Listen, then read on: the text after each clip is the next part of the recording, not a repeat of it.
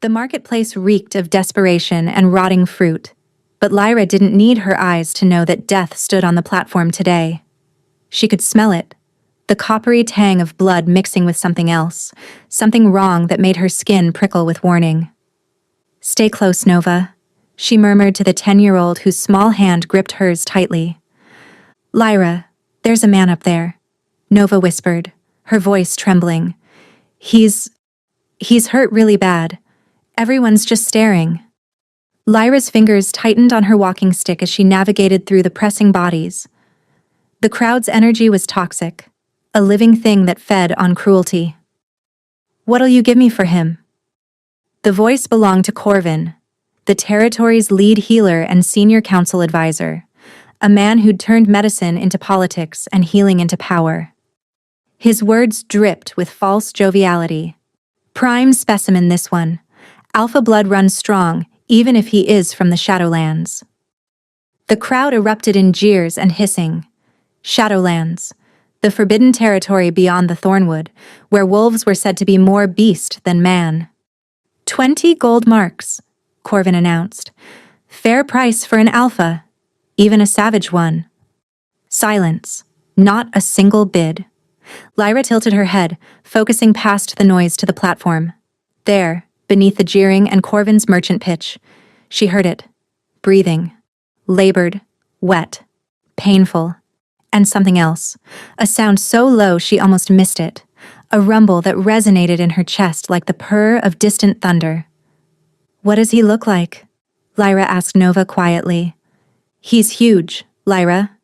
Taller than anyone I've ever seen. His shirt is torn and there's blood everywhere. His shoulder..." Nova's voice caught. "There's something black spreading from a wound on his shoulder. It looks like poison in his veins." Lyra's healer instincts flared. That description matched nothing she'd ever treated. 15 marks, Corvin called out, frustration creeping into his voice. A rock sailed through the air. Lyra heard it whistle past, and a dull thud followed by a sharp intake of breath. "Savage!" someone shouted. More projectiles followed. 10 marks, Corvin announced. "Come now, this is robbery." "Stop!" The word tore from Lyra's throat before she could think. The marketplace fell silent. She felt hundreds of eyes turned toward her. "Lyra, no," Nova breathed. But Lyra was already moving forward, her stick tapping against cobblestones as she made her way through the parting crowd. Well, Corvin's voice dripped with false warmth. "The blind healer graces us with her presence. Come to observe my wares, Lyra?" Scattered laughter rippled through the crowd. Lyra's cheeks burned, but she kept her face carefully neutral. "I'll take him," she said clearly, "for 10 marks." The silence that followed was deafening. "You?" Corvin's amusement was evident. "My dear girl, you can barely care for yourself and that foundling you keep. What would you do with a Shadowlands alpha?" "Heal him," Lyra said simply. "Isn't that what you want? You wouldn't be selling him if you could save him yourself." She heard Corvin's sharp intake of breath. "I don't have 10 marks," Lyra continued, reaching into her worn pouch. "But I have 5, and that's more than anyone else has offered." "5 marks? That's insulting." "It's what I have." Lyra held out her hand, letting the coins clink together. 5 marks, or he dies on that platform, and you get nothing but a corpse to bury." The silence stretched. "Please," she added quietly. "He's suffering."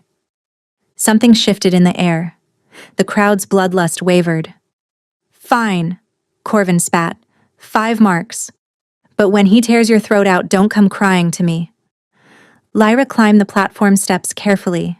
When she reached the top, she extended her coins. He snatched them from her palm. "He's yours.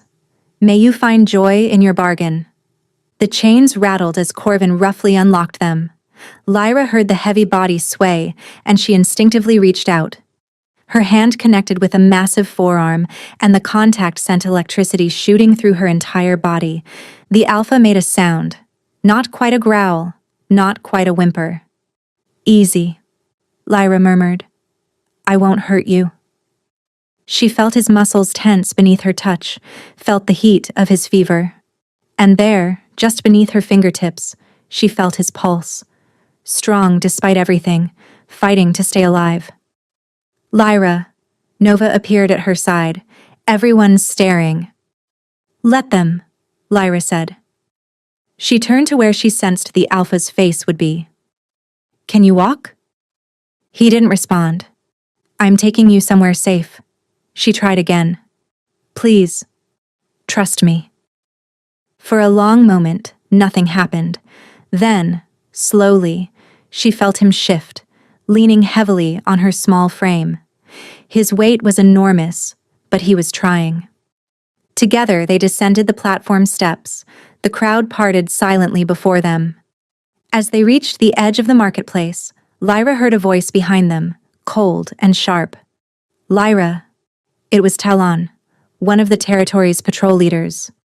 You realize what you've just done? That's not just any alpha, that's Kale, the Shadowlands war leader. He's killed dozens of our kind. Lyra's blood turned to ice. War leader, killer. The alpha, Kale, swayed dangerously, and she tightened her grip on him. He's wounded and dying, she said steadily. Right now, he's just a patient. He's a killer, Talon hissed. Then heal him or execute him properly, Lyra shot back. Don't torture him in the marketplace like entertainment. She felt Talon's anger radiating like heat, but she didn't wait for his response. She guided Kale forward, Nova pressed close to her other side. Behind them, Talon's voice carried. When he shows his true nature, don't expect help from anyone. You've chosen your side, and it's the wrong one. The walk to Lyra's cottage took nearly an hour. Kale's weight grew heavier with each step, his breathing more labored. Nova had run ahead to prepare the house. When they finally reached her cottage at the edge of Willowmere, Nova had the door open and blankets spread on the floor near the hearth. Help me get him down, Lyra said. Together, they guided Kale to the blankets. He collapsed more than sat, his control finally giving out. Water, Lyra instructed Nova, and bring my healing kit, the large one. As Nova rushed to comply, Lyra knelt beside Kale, one hand still gripping her walking stick while the other reached toward him. Her hands moved over him carefully, mapping his injuries by touch. His face was unfamiliar to her fingers. Strong jaw, rough stubble, sharp cheekbones. But it was when her fingers found his shoulder wound that her breath caught. The flesh there was wrong, not just wounded, but corrupted. The skin was hot and cold at the same time, pulsing with something unnatural.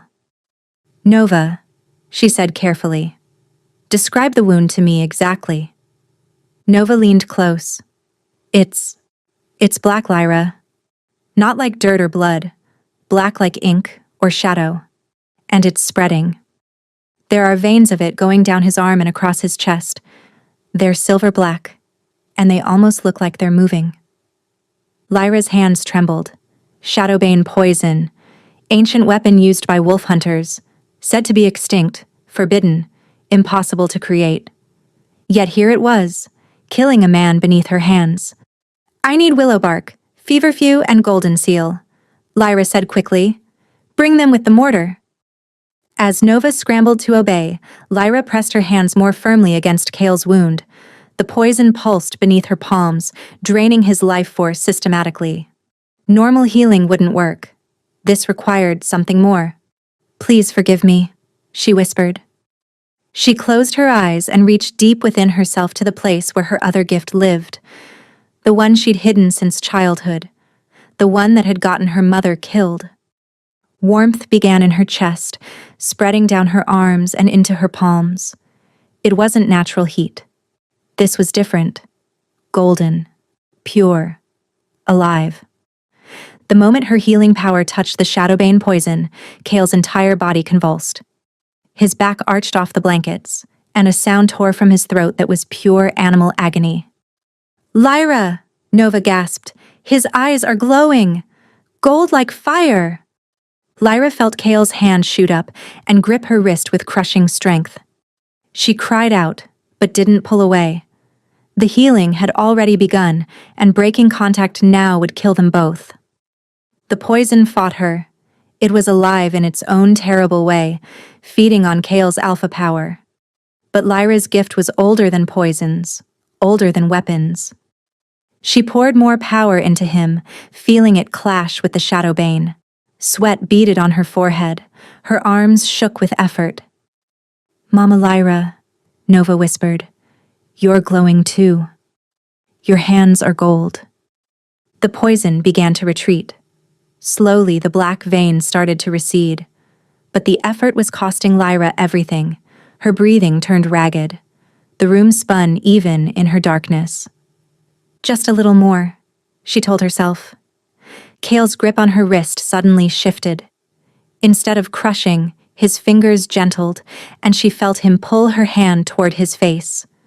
His nose pressed against her inner wrist, and she heard him inhale deeply, desperately.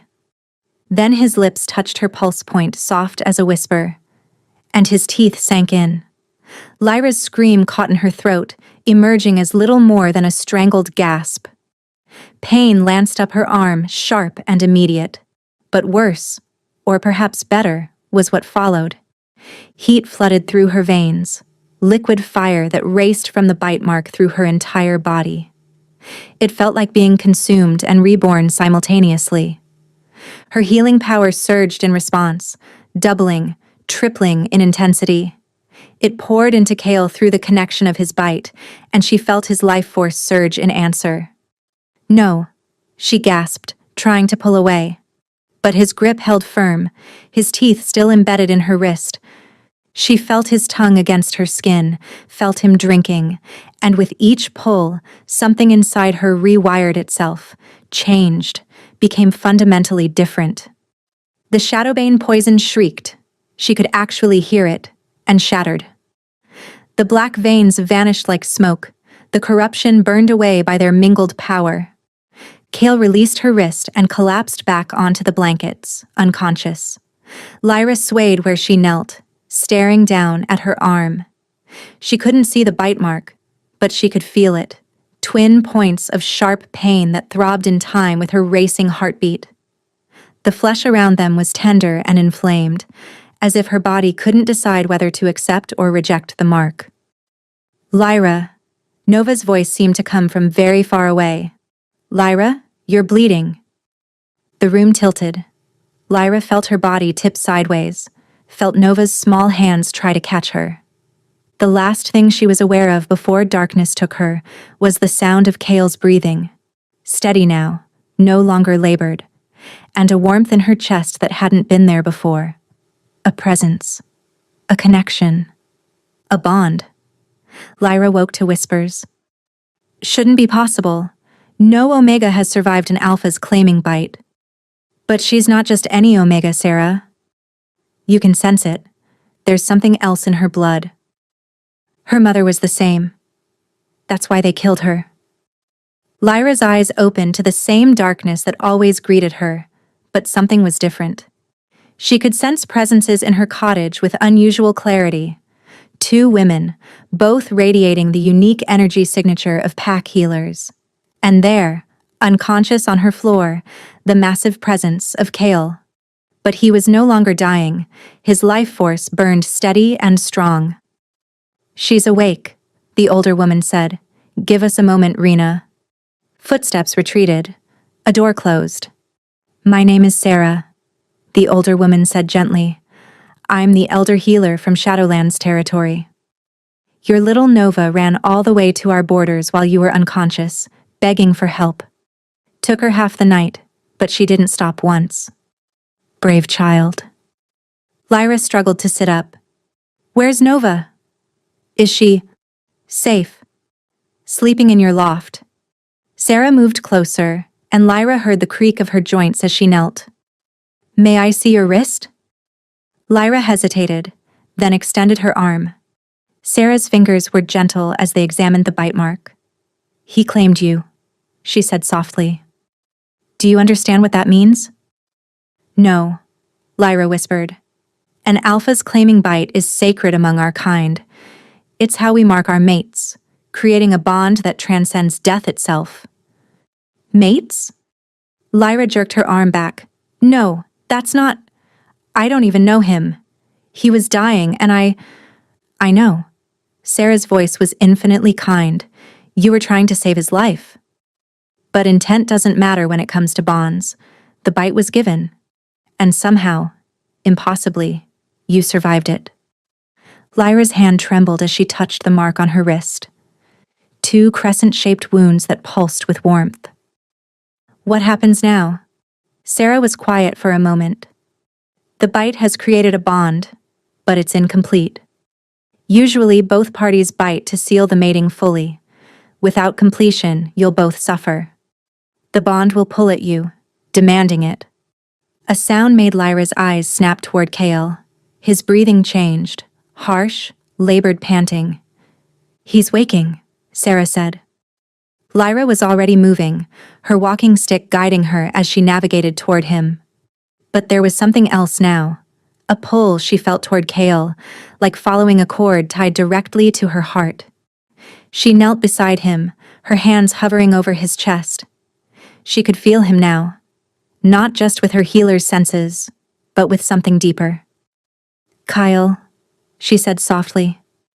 His breathing changed. She felt him surface from unconsciousness. When he spoke, his voice was rough from disuse, heavily accented. Little Omega. Lyra's breath caught. You can speak. Enough, he interrupted. Learned. From prisoners. His hand found hers, his fingers dwarfing her slender ones. You saved me. Through the bond, Lyra realized she understood him better than his broken words should allow. The connection carried meaning beyond language, intent beyond grammar. I tried, Lyra said. I didn't mean to. The bite? I didn't know. I know. Fever. Not myself. He paused, and she felt his shame like a physical thing through their bond. Hurt you? I'm fine, Lyra said quickly. You're healed. That's what matters. No. His grip tightened. Marked you. Claimed you. Cannot. Unclaim. A sound outside made them both freeze. Footsteps. Many of them.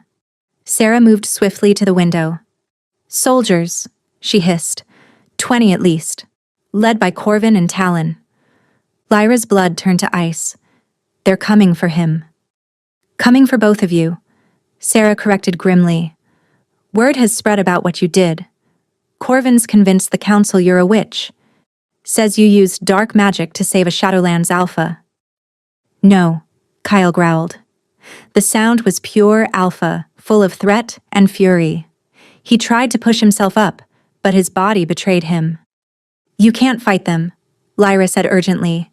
You can barely stand. Won't let them take you. Pounding on the door made them all jump. Lyra! Open this door by order of the Silverpine Council. Sarah looked between them. There's a back way through the garden. They'll hunt us down, Lyra said. Lyra, please. Nova's voice came from the loft, thick with tears. Stay there, sweetheart, Lyra called back. Then to Sarah. Can you get her out? Get her somewhere safe? Of course, but then do it. Now. The pounding intensified. Wood began to splinter. Kale's hand found Lyra's face, cupping her cheek with surprising gentleness. Trust me. Before she could ask what he meant, his body began to change. She felt it through their bond. Bones shifting, muscles reforming, the human form giving way to something else entirely. The door burst open. A massive silver-gray wolf stood where Kyle had been, positioned protectively between Lyra and the intruders.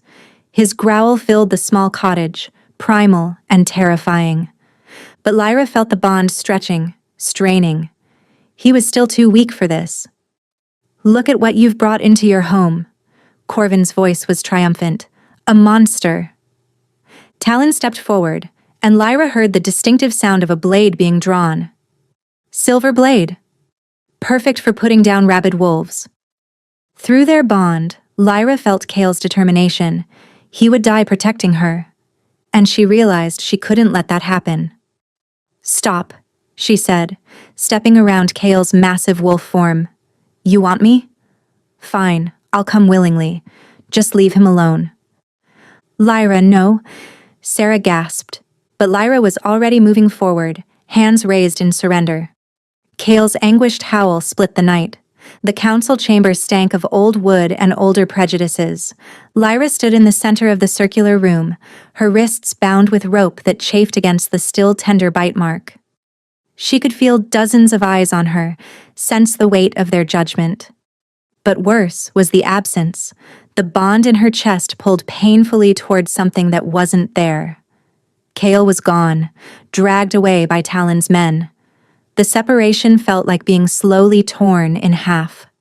"Lyra of Willowmere," Corvin's voice rang out, "you stand accused of 3 crimes. First, practicing forbidden magic. Second, harboring an enemy alpha. And third, consorting with the Shadowlands through dark means." Murmurs rippled through the assembled council members. "How do you answer these charges?" Magistrate Vex, a gray-haired woman, asked coldly. "I'm a healer," Lyra said steadily.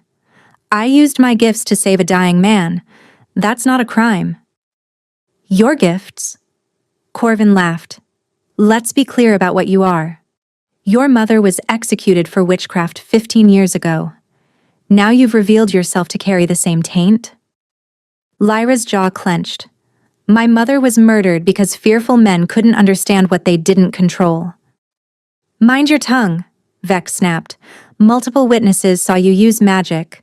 Golden light, unnatural healing, the same corruption your mother possessed."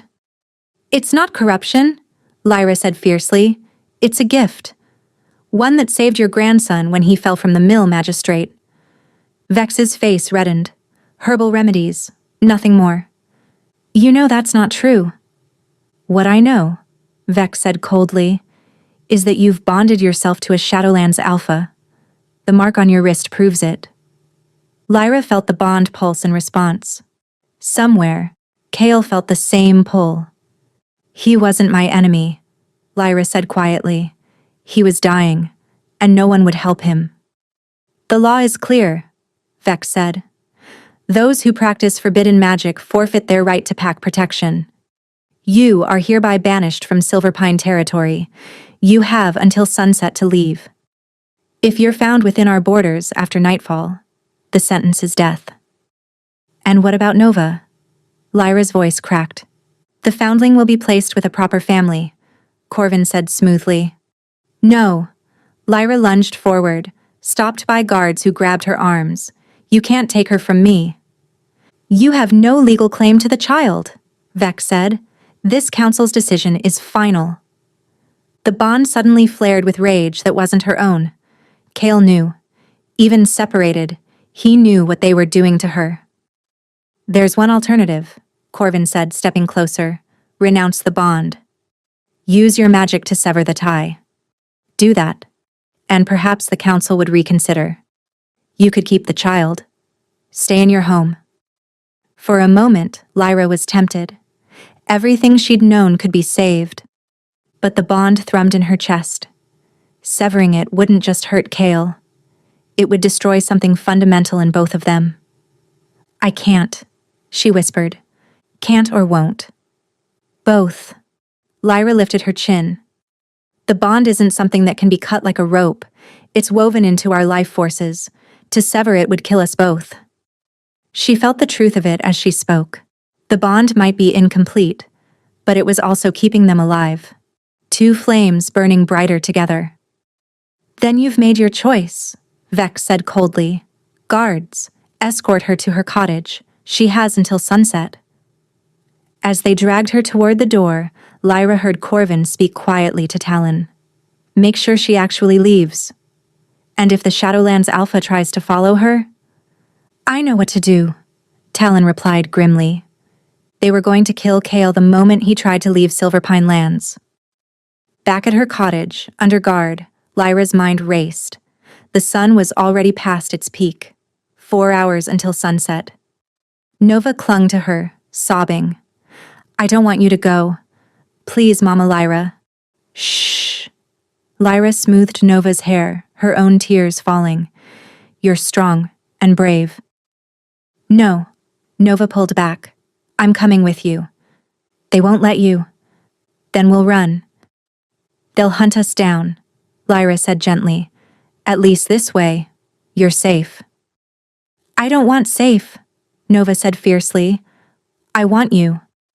A sound outside made them both freeze. Not the guards. This was coming from the back, from the forest. Lyra tilted her head. There. A presence she knew as well as her own heartbeat now. "Kale," she breathed. She moved to the back window. "What do you see?" Lyra whispered. "It's him," Nova said. "He's at the tree line. And Lyra, there are wolves with him. Dozens." Lyra leaned out. "You have to leave," she said urgently. "They're going to kill you if you try to take me. It's a trap." For a long moment, silence. Then Kale's voice, rough and determined. "I don't leave my mate." The word hit Lyra like a physical blow. Mate. "I'm not your mate," Lyra protested weakly. "This bond. It's an accident." "No accident." His voice was closer now. "Felt it. Moment you touched me. Life calling to life. You are mine. I am yours. Kale, please. Come with me," he said simply. "Leave this place that would kill you for being what you are. My pack doesn't fear magic. They celebrate it." Lyra's hands gripped the windowsill. "What about Nova?" "She comes too. Any who matter to you, matter to me." Run into the forest with a man she'd known for 2 days. Leave everything for a territory she'd been taught to fear? But staying meant losing Nova anyway, meant living without the other half of her soul. "The guards will stop us. Let them try." A howl split the air, not Kale, but one of the wolves with him. It was answered by another, then another, until the forest sang with the sound of a pack claiming territory. "Lyra!" a guard shouted from the front. "What's happening back there?" "Now." Kale's voice was urgent. "Trust me." Lyra had 3 seconds to make a choice that would define the rest of her life. She chose. "Nova, grab your bag. We're leaving." They ran. Nova's hand was tight in Lyra's as they crashed through underbrush, guided by Kale's presence through the bond. Behind them, shouts and the sounds of pursuit grew louder. "There!" Talon's voice rang out. "The blind witch is fleeing!" Arrows whistled past. One struck a tree inches from Lyra's head, and she felt Kale's rage explode through their bond. A massive silver-gray wolf suddenly appeared beside them, Kale in his other form. He positioned himself between them and their pursuers. "Keep running," she gasped to Nova. But her own body was betraying her. Her foot caught on a root, and she went down hard. "Lyra!" Nova tried to pull her up. Kyle was there instantly, shifting back to human form. His arms came around her, lifting her as if she weighed nothing. "Hold on." He shifted again. Not wolf, but something between. Larger than any natural wolf, with intelligence burning in golden eyes, an alpha in his true form. He ran with her on his back, Nova clinging to his fur beside her. But the sounds of pursuit didn't fade. They grew closer. "They're hurting us," Lyra realized with horror. "Talons driving us toward the Thornwood border." The Thornwood, the cursed forest where even wolves feared to tread. "Kale, we have to turn back." But it was too late. She felt the shift in the air, the wrongness. They'd crossed from natural forest into something other. The Thornwood welcomed them with silence so complete it felt like entering a tomb. Kale slowed, his body tense. Even he feared this place. Behind them, the pursuit stopped at the border. Talon's voice called out, "You've sealed your own fate. The Thornwood takes everyone. You'll be dead by morning." Laughter from the Silver Pine guards, then retreating footsteps. Kale shifted back to human form, setting Lyra and Nova gently on the ground. We need. Keep moving, he said quietly. This place. It hungers. For what? Nova whispered. Magic. It feeds on those with power. As if summoned by his words, the air around them began to shimmer. Shadows that weren't quite shadows detached from the trees, drifting toward them with curious hunger. Lyra felt them before she saw them. Voids in the world, empty spaces that wanted to be filled. Don't let them touch you, Kale said urgently. He pulled both Lyra and Nova close, his body becoming their shield. But there were too many. They came from all directions, drawn by the beacon of power that Lyra and Kale together created. One brushed against Lyra's arm and agony lanced through her. It wasn't pain. It was absence, the feeling of something vital being drained away. She cried out, and Kyle roared his fury. Golden light exploded from him, alpha power in its purest form, driving the shadows back, but it only made them hungrier. We're going to die here, Nova sobbed, and it's because of me. Never, Lyra said fiercely. She pulled Nova close, feeling Kale's arms around them both. But even as she thought it, something inside her stirred. The same power that had healed Kale, but deeper. Older. The shadows pressed closer. Kale's power was fading. Lyra made a choice. She let go of her fear, her control, her careful hiding. She opened herself to the full force of what she was. Light poured from her.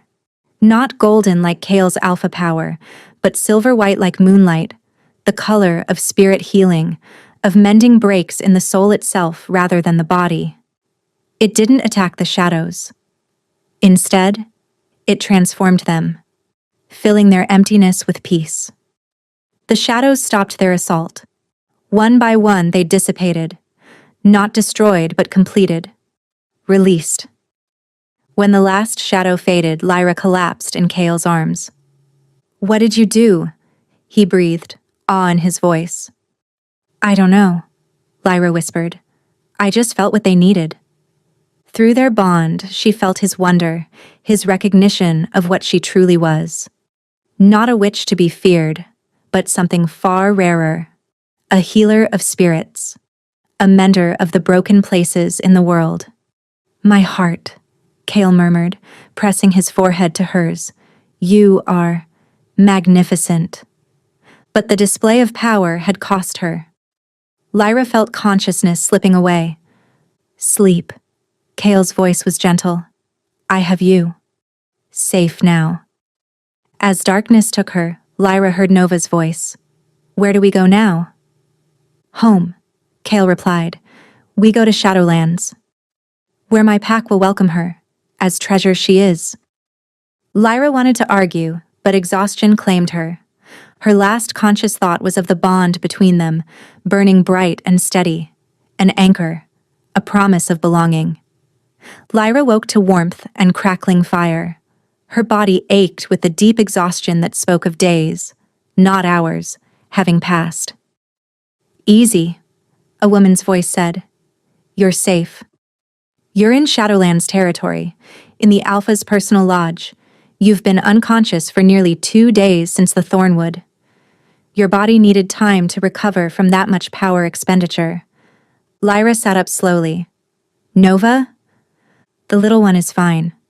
She's with the pack children, probably eating her weight in honey cakes. Relief flooded through Lyra. And Kale? The Alpha is in council. The woman, Rena, said with a smile in her voice. Though he's been checking on you every hour. Lyra's cheeks warmed. I need to see him. I'm sure he'll be... Now, Lyra said more firmly. Through the bond, she could feel him. Close by, but troubled. Rena helped Lyra through corridors that smelled of pine and stone. Unlike Silver Pine's buildings, which always felt closed in, Shadowland's structures seemed to breathe with the forest. They emerged into what felt like a great hall.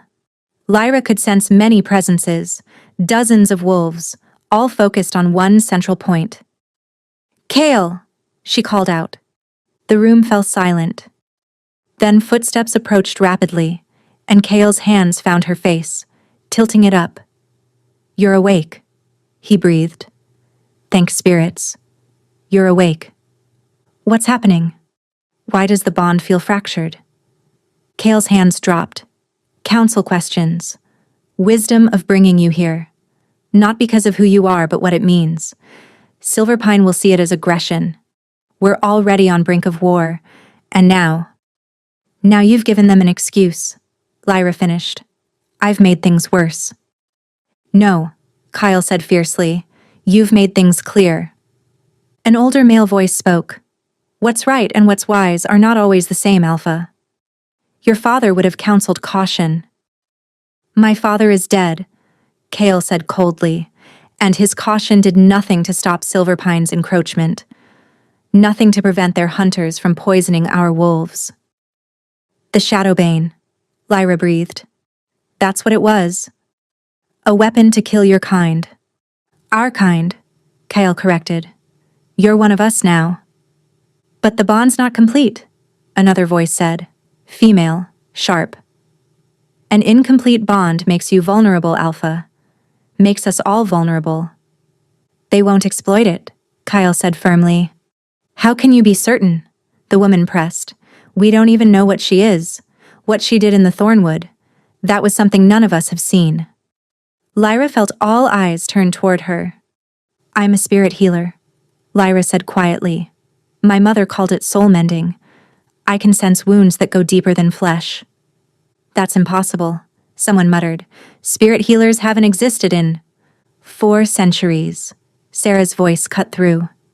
She'd entered without Lyra noticing. "Not since the Great Fracturing. But the blood runs true sometimes.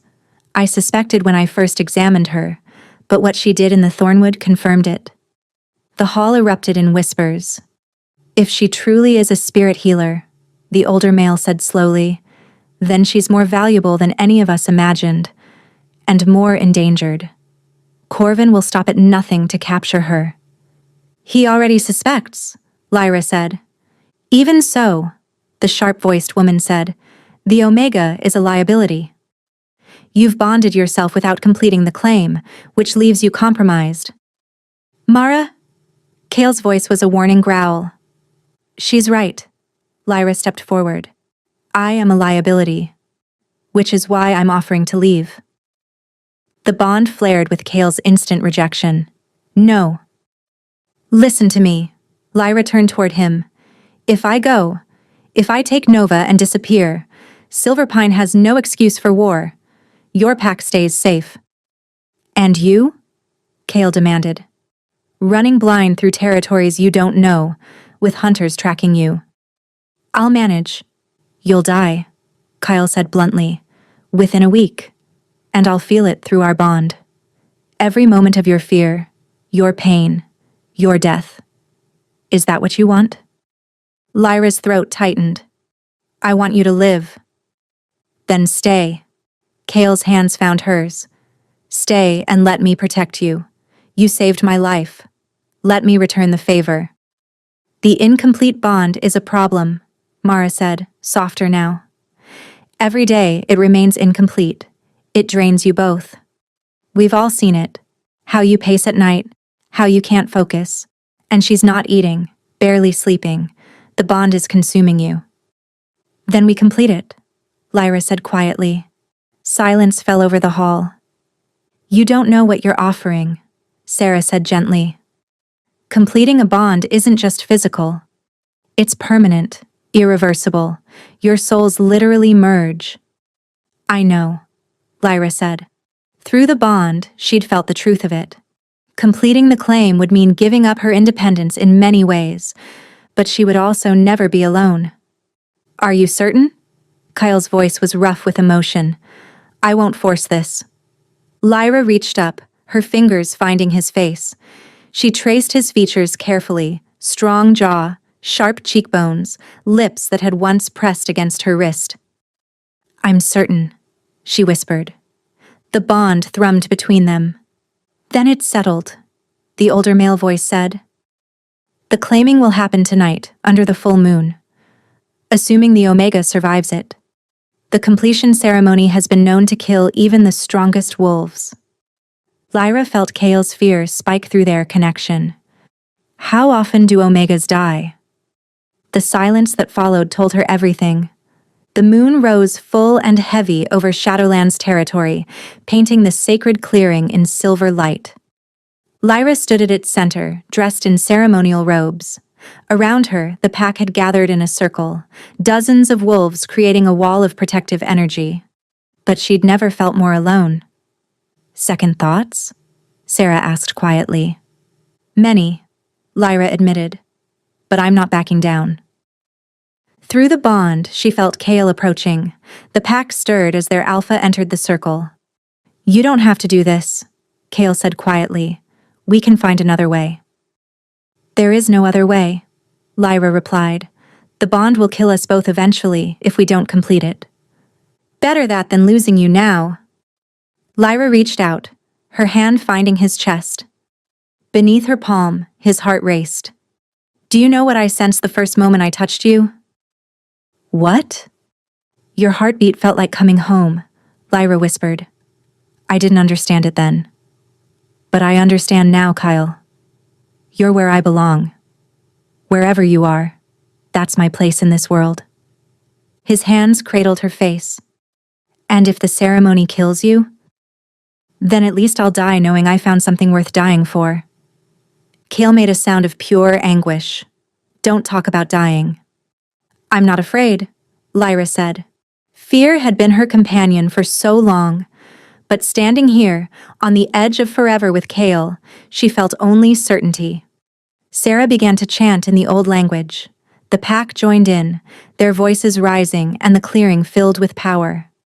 By the ancient laws, Sarah called out, 2 souls seek to become one. Will the pack witness this bond? We witness, the pack responded. Will the moon bless this union? Above them, clouds parted, bathing the clearing in brighter silver light. Then let the claiming begin. Kale's hands trailed down to her shoulders. She felt him shaking. Last chance. I don't run from destiny, Lyra replied. His lips found hers, gentle at first, almost questioning. Lyra answered by pressing closer. The kiss deepened, and she felt the bond flare between them. Kale's mouth left hers, trailing kisses along her jaw to her throat, to the sacred place where a true claiming mark belonged. His breath was hot against her skin, his intention clear.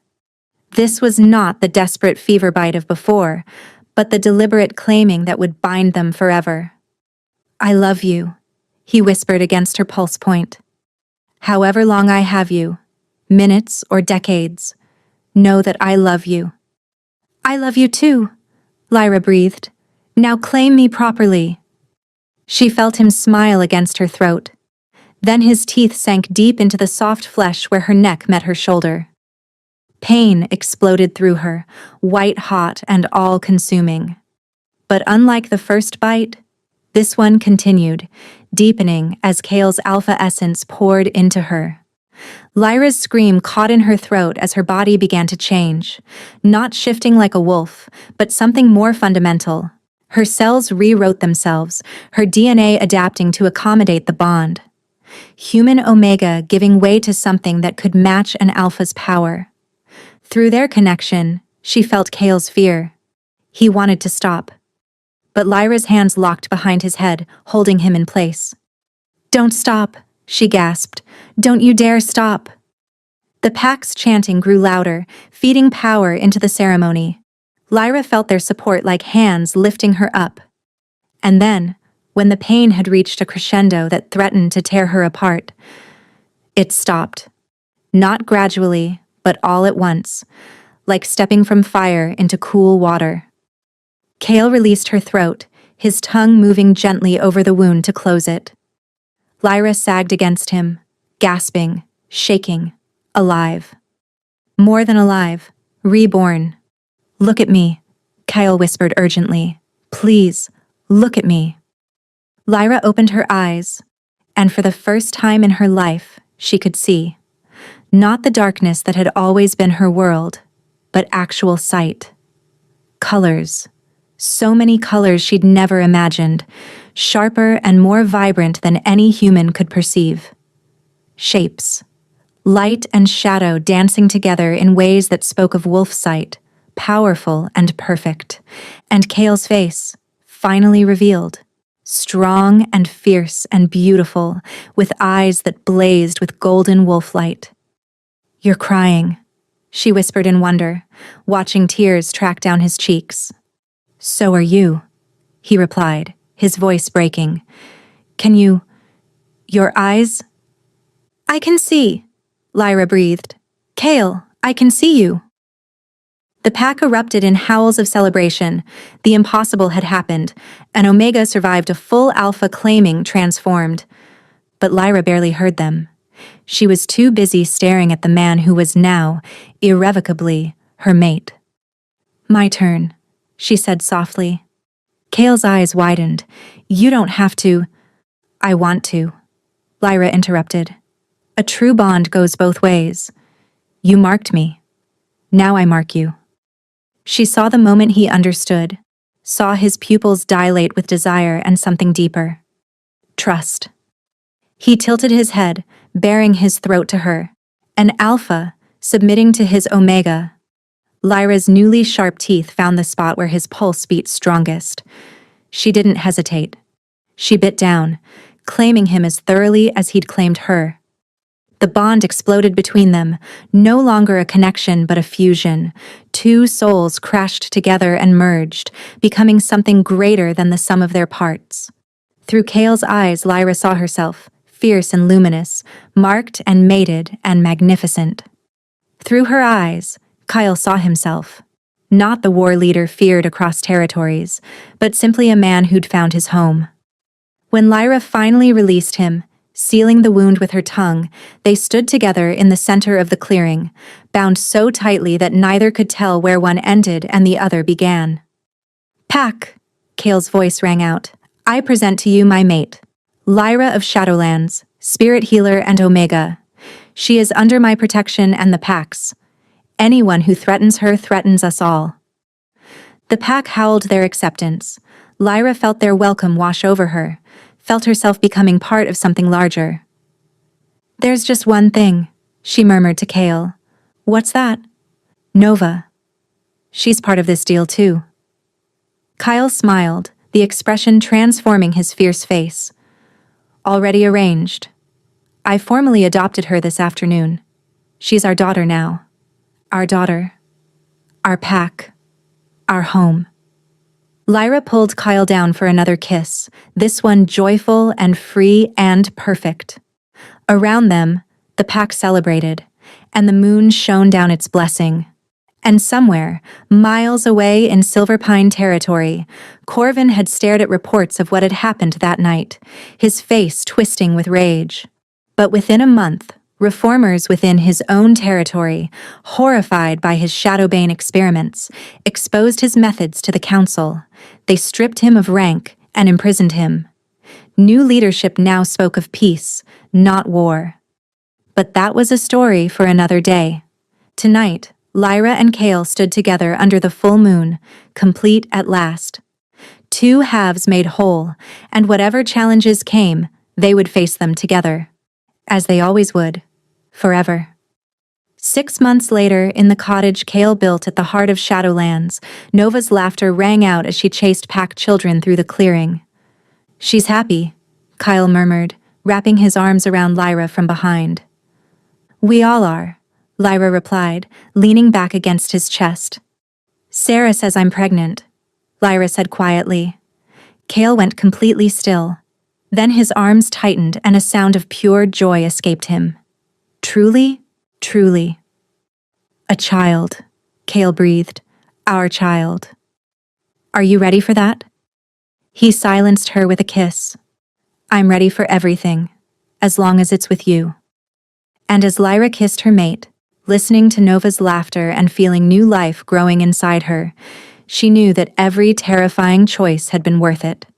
She'd found her pack, her home, her destiny, and it was more beautiful than anything she'd ever imagined.